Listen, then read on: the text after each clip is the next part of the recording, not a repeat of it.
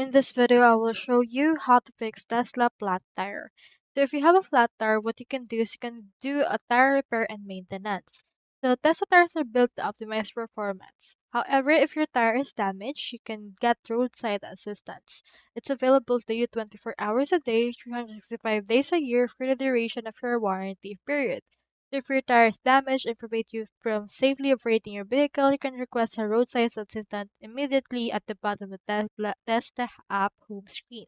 You can also do a loaner wheel service and towing. And if you have punctured tires, you can head over and then just have your vehicle transported to the nearest Tesla service center.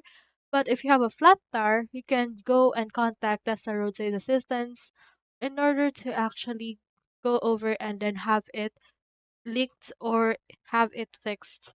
If your tire is leaking or not holding air and becomes inoperable, you can request roadside assistance again.